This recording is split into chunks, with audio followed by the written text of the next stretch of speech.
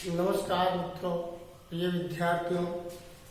हम पाठ एक की चर्चा कर रहे थे। पाठ एक में हमने अर्थ पढ़ लिया, परिभाषाएं पढ़ ली, 2 वीडियो पहले डाल चुका हूँ। अब एक तीसरा वीडियो है जिसमें हम भूगोल की शाखाओं की बात करेंगे। भूगोल की शाखाएं कितनी होती है? 2 शाखाएं होती है। पहली शाखा का नाम है भौतिक भूगोल, दूसरी शाखा का नाम है मानव भूगोल। तो भौतिक भूगोल में किन चीजों का अध्ययन करते हैं, मानव भूगोल में किन चीजों का अध्ययन करते हैं, इस पर आज हम चर्चा करेंगे। तो एक बार फिर रिपीट करता हूँ, मानव भूगोल की शाखाएं कितनी है? 2 शाखाएं, सीधा सीधा नाम पूछ लिया जाता है। कौन कौन सी है? भौतिक भूगोल और मानव भूगोल। अब बात करते हैं हम कि भौतिक भूगोल। भौतिक भूगोल में किन चीजों का अध्ययन करते हैं? तो जैसे आपने 11वीं कक्षा है, यानी 11वीं कक्षा, जो आपकी 11वीं कक्षा की भूगोल की बुक थी, वो पूरी बुक भौतिक भूगोल आपने गत वर्ष पढ़ा होगा। बुक का नाम ही क्या था? भौतिक भूगोल। तो जो 11वीं कक्षा में पढ़ाया आपने, वो जो बुक थी वो भौतिक भूगोल थी। अगर आपको ध्यान आ रहा हो, हमने उनमें किन किन चीजों का अध्ययन किया है, तो उसकी चर्चा करेंगे। उन्हीं के नाम आएंगे यहाँ पे जो हमने 11वीं कक्षा में पढ़े थे। ऐसे मानव भूगोल। तो मानव भूगोल में ये जो कक्षा 12 है, कक्षा 12 में जो भूगोल का पाठ्यक्रम है वो किस भूगोल से संबंधित है? मानव भूगोल से संबंधित है। तो हम कक्षा 12 में कौन सी भूगोल पढ़ेंगे? मानव भूगोल। तो पहले तो हमें ये देखें कि भौतिक भूगोल में किन किन चीजों का अध्ययन हमने करते हैं। जैसे भौतिक भूगोल, तो भौतिक भूगोल के अंतर्गत हम भौतिक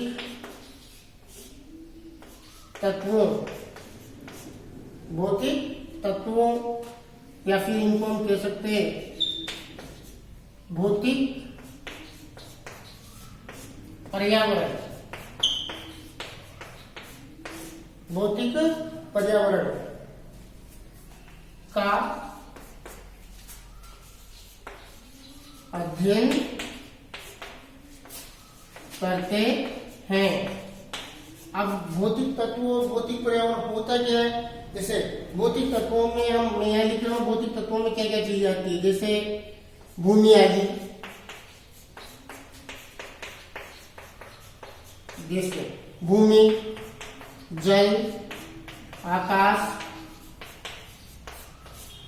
भूमि, जल, आकाश, हवा या पवन, ये सब क्या है? भौतिक तत्व है। इनके बारे में हम अध्ययन करते हैं। मैंने पहले बताया कि 11वीं कक्षा में आपने सभी ने ये भौतिक तत्वों का ही अध्ययन किया, यानी भौतिक भूगोल का अध्ययन किया है। अगर आपको ध्यान आ रहा हो, भौतिक भूगोल में हमने भूमि से संबंधित चट्टानों के बारे में पढ़ा, मृदा के बारे में पढ़ा, मैदान के बारे में पढ़ा, पठारों के बारे में पढ़ा, पहाड़ों के बारे में पढ़ा। जल से संबंधित हमने महासागर धाराएं पढ़ी, नदियां पढ़ी, बांध पढ़े।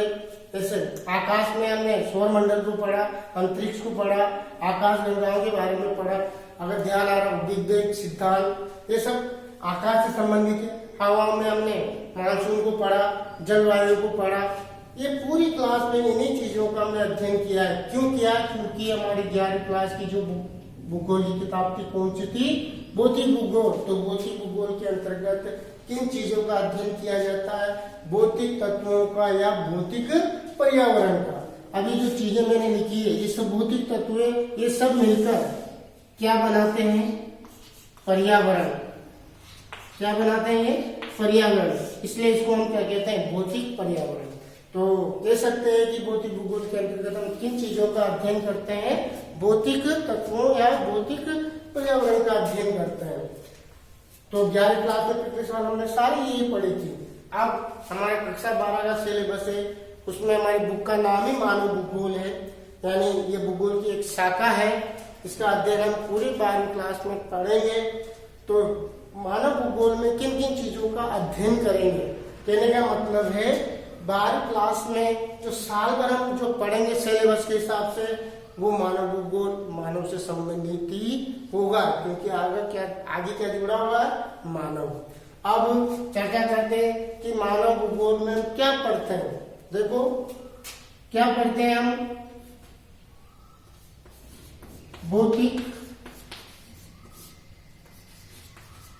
भौतिक तत्वों, या फिर इसको मैं पर्यावरण भी लिख सकता हूं, पर्यावरण, भौतिक तत्वों या पर्यावरण के साथ मानव द्वारा की गई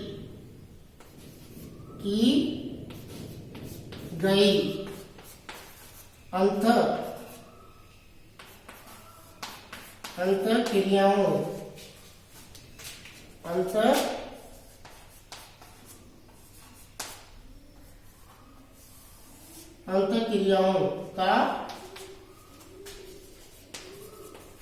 अध्ययन करते हैं।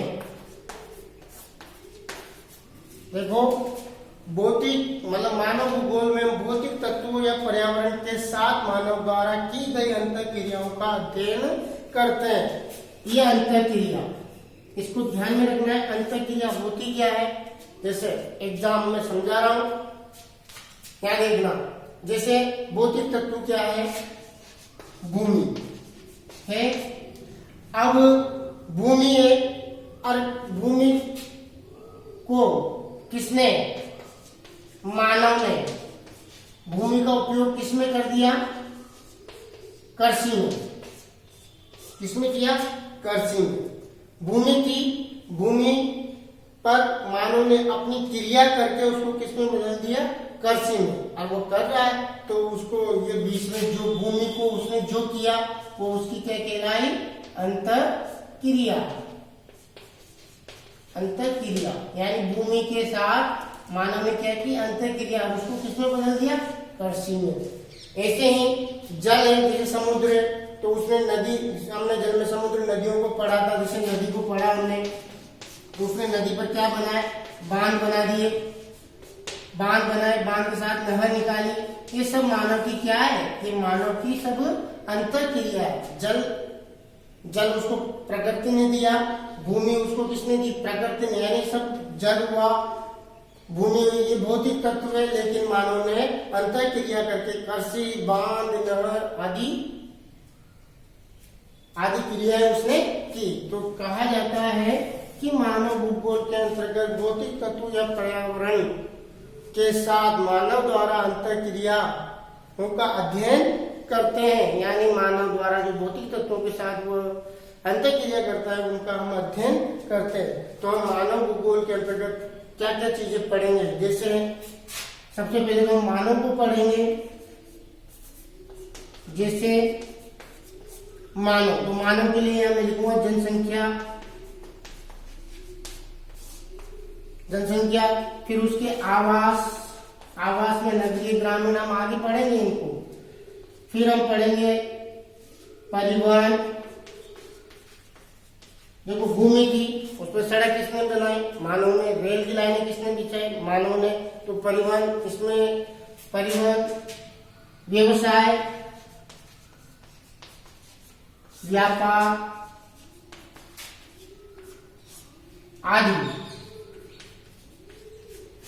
आदि इन सबका हम अध्ययन करेंगे। जनसंख्या, आवास, परिवहन, व्यवसाय, व्यापार आदि का हम क्या करेंगे, अध्ययन करेंगे। ऐसे तो बहुत सारी चीजें उदाहरण के तौर पे जैसे खनिज वगैरह, लेकिन जैसे जैसे हम इस सिलेबस में आगे बढ़ते जाएंगे हम पढ़ते हुए चलेंगे। तो ये थी मानव भूगोल की शाखा है, मानव भूगोल की नहीं, सॉरी, भूगोल की शाखा है। तो भूगोल की कितनी शाखाएं होती है, 2 शाखाएं होती है, भौतिक भूगोल और मानव भूगोल। 11वीं कक्षा में आपने कौन सी भूगोल पढ़ी थी, भौतिक भूगोल। भौतिक भूगोल के अंतर्गत क्या पढ़ा आपने, भौतिक तत्वों का पढ़ा। और भौतिक तत्वों में क्या पढ़ी, भूमि, जल, आकाश, हवा, यानी आपने 11वीं क्लास में जो भी पढ़ा, जितने भी आपको ध्यान में आ रहा है वो सब भौतिक भूगोल के सीखते, इसलिए हमने उनको भौतिक भूगोल के अंतर्गत अध्ययन किया। अब बात आती है मेन कि मानव भूगोल, तो हमारी 12वीं कक्षा है उसमें मानव भूगोल है। तो मानव भूगोल में हम क्या पढ़ेंगे, भौतिक तत्वों और पर्यावरण के साथ मानव की अंतःक्रियाओं का अध्ययन करेंगे। अब अंतर क्रियाओं का मतलब समझना है आपको। जैसे भौतिक तत्व में भूमि है, उदाहरण दिया मैंने, भूमि है, भूमि को मानव ने क्या किया, अंतर क्रिया करके किसमें बदल दिया, कृषि में। ऐसे बहुत सारी चीजें, जैसे चारागाह है, किसने बदले, मानव ने। यानी भौतिक तत्वों का मानव ने उपयोग करके क्रियाएं की।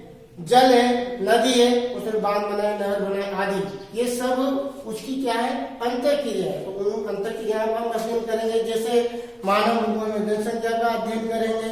जनसंख्या में बहुत सारी चीजें, जैसे लिंगानुपात है, इधर से जनघनत्व है, नगरीय जनसंख्या है, ग्रामीण जनसंख्या है, बाल वर्ग, युवा वर्ग, ऐसे बहुत सारे हम चीजों का अध्ययन करेंगे। जैसे आवास है, आवास दो प्रकार के होते हैं, ग्रामीण आवास, नगरीय आवास। परिवहन में हम पढ़ेंगे, जैसे परिवहन, रेल परिवहन, सड़क परिवहन आदि। व्यवसाय हम पढ़ेंगे, व्यापार हम पढ़ेंगे, ये सब मानव भूगोल के अंतर्गत पढ़ेंगे।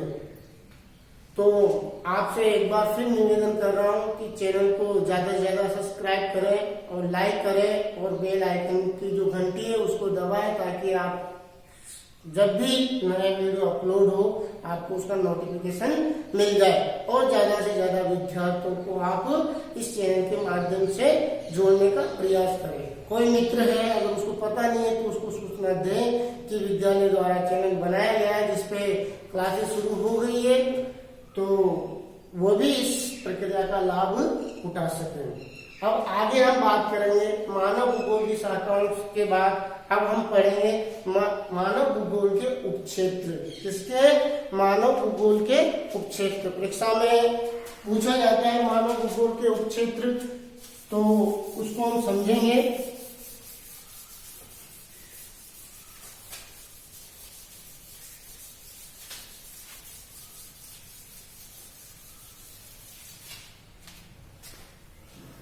मानव भूगोल के उपक्षेत्र, मानव भूगोल के उपक्षेत्र। इससे पहले हमारा टॉपिक था शाखाएं, अब आया क्षेत्र। तो मानव भूगोल के उपक्षेत्र को कितने प्रकार से पढ़ सकते हैं, कितने हैं? सबसे पहले तो आपको ध्यान में रखना है इनकी संख्या कितनी है, 8। कितनी है? 8। नंबर है जनसंख्या भूगोल, जनसंख्या भूगोल। सीधा सीधा प्रश्न आ जाता है कि मानव भूगोल के कोई 4 उपक्षेत्र बताओ। तो पहला कौन सा हो गया, यहाँ लिखता हूं कितने क्षेत्र हैं, 8। तो 8 में से हमने पहला पढ़ा जनसंख्या। अब इसमें किसके बारे में अध्ययन करेंगे, जनसंख्या के बारे में अध्ययन करेंगे। आपके इसी किताब, भूगोल की किताब में तीसरा जो पार्ट है जनसंख्या से संबंधित है, तो उसमें हम जनसंख्या के बारे में पढ़ेंगे, जनसंख्या के आंकड़े वगैरह सब। फिर अगला जनसंख्या के बाद सामाजिक भूगोल, सामाजिक भूगोल यानी मानव कहाँ रहता है, समाज में रहता है, यानी सामाजिक प्राणी होता है, इसलिए सामाजिक भूगोल। तीसरा उपक्षेत्र अगर हम बात करें, नंबर डाल दूं मैं 1, 2 और 3। तीसरे क्षेत्र की बात करें तो सामाजिक भूगोल के बाद हम पढ़ेंगे सांस्कृतिक भूगोल, सांस्कृतिक भूगोल। अब देखो सांस्कृतिक भूगोल में मानव समाज में रहेगा तो उससे खुद के अपने रीति रिवाज होंगे, उन रीति रिवाजों की भाषा, बोली, धर्म वगैरह, ये सब किसमें आएंगे, सांस्कृतिक भूगोल में। तो इनका अध्ययन करेंगे। 4 नंबर पे हम पढ़ेंगे आवासीय भूगोल,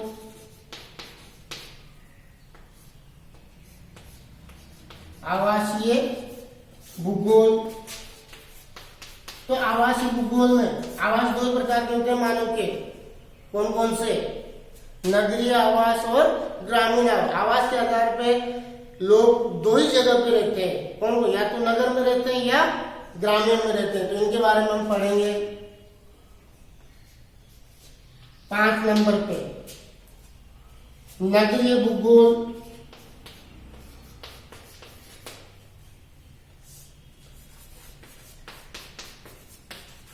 नगरीय भूगोल। अब यहाँ लिखता हूं अगला प्रकार 6 नंबर पे। 6 नंबर पे आर्थिक भूगोल, यानी मानव रहेगा, उसमें कुछ क्रिया करेगा अपनी जीविका उपार्जित के लिए, तो वो क्रिया जिसमें वो धन कमाता है तो उसको क्या कहेंगे, आर्थिक क्रिया। तो इसमें हम आर्थिक क्रियाओं का भी अध्ययन करेंगे तो उसको कहेंगे आर्थिक भूगोल। फिर 7 नंबर पे हम चर्चा करेंगे 7 नंबर पे राजनीतिक भूगोल। राजनीतिक भूगोल क्योंकि सीमाओं का अंकन ये सब किसमें आता है, राजनीति में। इसके बाद हम लास्ट है 8 है, तो 8 के लास्ट नंबर पे चिकित्सा भूगोल। चिकित्सा भूगोल तो ये क्या हो गए, मानव भूगोल के उपक्षेत्र, मतलब मानव भूगोल के उपक्षेत्र कितने हैं, 8 है। सिंपल है, आपको ध्यान में रखना है, परीक्षा में सीधा सीधा आता है कि मानव भूगोल के कितने उपक्षेत्र हैं, या मानव भूगोल उपक्षेत्रों में से कोई 4 उपक्षेत्रों के नाम बताओ। तो सीधा आप जनसंख्या भूगोल, सामाजिक भूगोल, सांस्कृतिक भूगोल, आवासीय भूगोल, नगरीय भूगोल, आर्थिक भूगोल, राजनीतिक भूगोल, चिकित्सा भूगोल रखने की आवश्यकता नहीं है। देखो सबसे पहले आई जनसंख्या, मानव आया, समाज बना, समाज बना के उसने अपनी संस्कृति बनाई, संस्कृति बना के वो आवास के रूप में रहा, फिर आवासों में नगरीय होता है, फिर वो कुछ क्रियाएं करेगा यानी पैसे कमाएगा, राजनीति भी करेगा और अपने स्वास्थ्य को ठीक रखने के लिए वो चिकित्सा भूगोल को भी अपनाएगा। तो ये कितने हो गए, 8 उपक्षेत्र हो गए, ये मानव भूगोल के 8 उपक्षेत्र हैं। और मैं एक बार फिर आपसे कहूंगा कि जो मैं पढ़ा रहा हूं उसको आप अपनी कॉपी में नोट्स के रूप में लिखें। आज मैं इस वीडियो के अंत में मैंने जो नोट्स बना रखे हैं उनकी एक फोटो आपको मैं इस वीडियो में दिखाऊंगा। आप उसको या तो उसका स्क्रीनशॉट ले लें या फिर उसको पॉज कर लें और लिख लें, या फिर आप ऐसे भी अगर इनको लिखना चाहे तो जब मैं बोर्ड से दूर होता हूं तब आप इसका स्क्रीनशॉट ले लें या फिर इसको पॉज कर लें और लिख लें। साथ के साथ लिखना है, आपके विश्वास दिलाता हूं एक अच्छे नोट्स तैयार होंगे और अच्छे से अच्छे अंक प्राप्त कर सकेंगे। एक दिन में इस पूरे सिलेबस का एक वीडियो भी बनाऊंगा, उसमें आपको अवगत कराऊंगा कि कितने नंबर का पेपर होता है, किस टाइप के प्रश्न आते हैं, कितने नंबर का प्रैक्टिकल होता है, वो भी बनाऊंगा। तो आज ये 30वां वीडियो था, आगे कल नया वीडियो फिर हम आएंगे नया वीडियो लेके। नमस्कार, धन्यवाद।